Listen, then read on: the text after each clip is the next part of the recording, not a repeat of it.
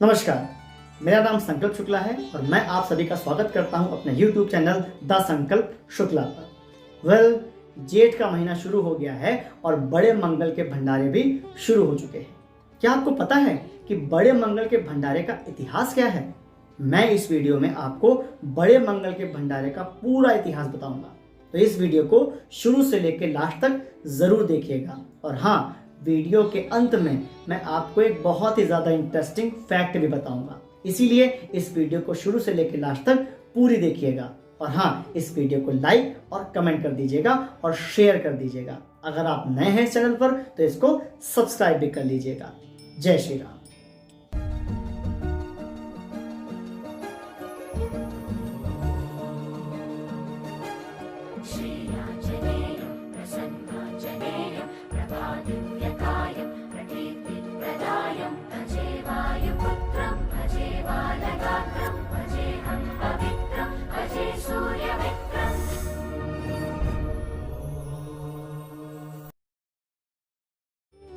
बड़े मंगल के भंडारे की शुरुआत होती है लखनऊ से।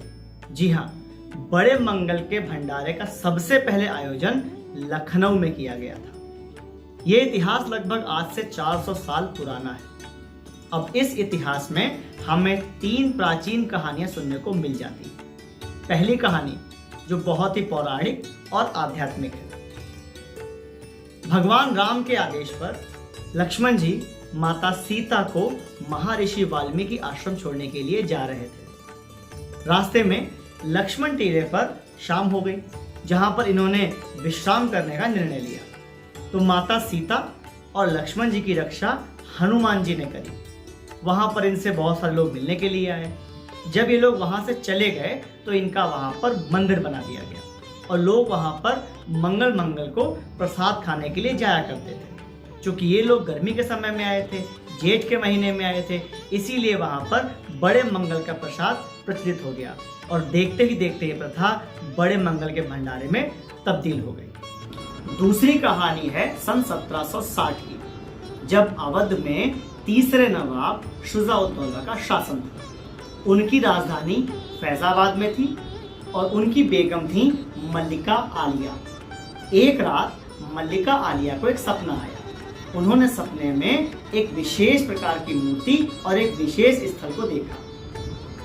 ये सपना समझ के उन्होंने उसको छोड़ दिया, लेकिन इस सपने ने उनको नहीं छोड़ा। अगली कई रातों तक ये सपना उनको आता रहा। अंततः उन्होंने अपने राज्य के पंडितों और मौलवियों को बुलवाया और अपने सपने के बारे में बताया। उन्होंने निष्कर्ष दिया कि एक हाथी को फैजाबाद से रवाना किया जाएगा। फिर क्या था, अगले ही दिन एक हाथी को दूध से नहलाकर उसकी पूजा करके उसको वहां से रवाना कर दिया गया। वो हाथी गोमती के तट पर आकर रुक गया। ऐसा माना गया कि उस हाथी को भूख लगी थी, या फिर वो थक गया था, या फिर उसको प्यास लगी थी, या फिर कोई ऐसा कारण था जिस वजह से वो वहां पर रुक गया। तो उन्होंने एक दूसरे हाथी को वहां से रवाना किया। दूसरा हाथी भी पहले हाथी की तरह गोमती के तट पर आकर रुक गए। पंडितों को यह बात समझ में नहीं आई। उन्होंने एक तीसरे हाथी को भी वहां पर भेजा और तीसरे हाथी ने भी वही काम किया जो पहले के 2 हाथियों ने किया। फिर क्या था, बेगम मल्लिका आलिया ने उस स्थान पर खुदाई करवाई। वहां पर खुदाई में एक प्राचीन हनुमान जी की मूर्ति निकली। फिर वहां पर हनुमान जी का एक मंदिर बनाया गया, जो आज लखनऊ में प्राचीन हनुमान मंदिर के नाम से जाना जाता है। बेगम मल्लिका आलिया ने पंडितों के लिए उस स्थान पर जलपान की व्यवस्था करने की सोची। अब चूंकि हनुमान जी का दिन मंगलवार माना जाता है, तो ये सोचा गया कि हर साल वर्ष में 2 बार जेठ के महीने में वहां पर एक भंडारे का आयोजन होगा।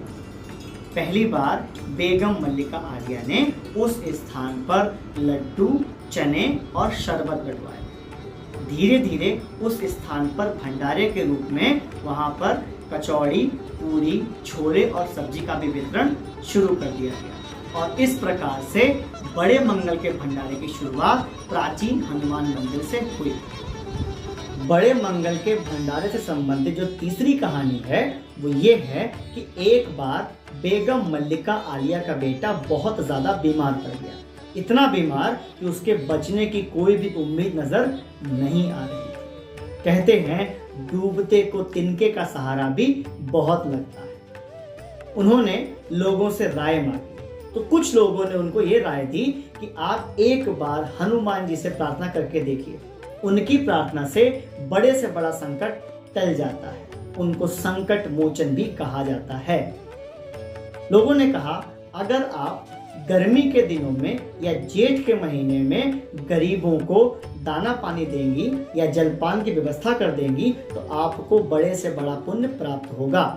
अब चूंकि हनुमान जी का दिन मंगलवार ही माना जाता है तो उन्होंने मंगलवार के दिन जेठ के महीने में गरीबों के लिए जलपान की व्यवस्था करवाई। इस व्यवस्था के बाद उनका बेटा पूर्णतया स्वस्थ हो गया। इस कारण से वहां पर हर साल मंगलवार को जेठ के महीने में भंडारे का आयोजन होने लगा। इस प्रकार से पूरे लखनऊ में और आज पूरे यूपी में जेठ के बड़े मंगल पर भंडारे का आयोजन किया जाता है। इन 3 कहानियों के अलावा लोक मान्यता में एक चौथी कहानी भी बहुत ज्यादा विख्यात है। ऐसा माना जाता है कि 1760 के आसपास अवध में एक महामारी फैली थी। उस महामारी में कई लोग मारे गए। लोगों ने उस महामारी से बचने के लिए हनुमान जी की प्रार्थना की। हनुमान जी की कृपा से वो महामारी दूर हो गई। तो जेठ के महीने में लोगों ने हनुमान जी को धन्यवाद देने के लिए भंडारे लगाना शुरू कर दिया। मैंने आपसे कहा था कि इस वीडियो के लास्ट में मैं आपको एक इंटरेस्टिंग फैक्ट बताऊंगा। वो फैक्ट ये है कि जो अलीगंज का प्राचीन हनुमान मंदिर है वहां की मूर्ति स्वयंभू अर्थात स्वयं प्रकट हुई है।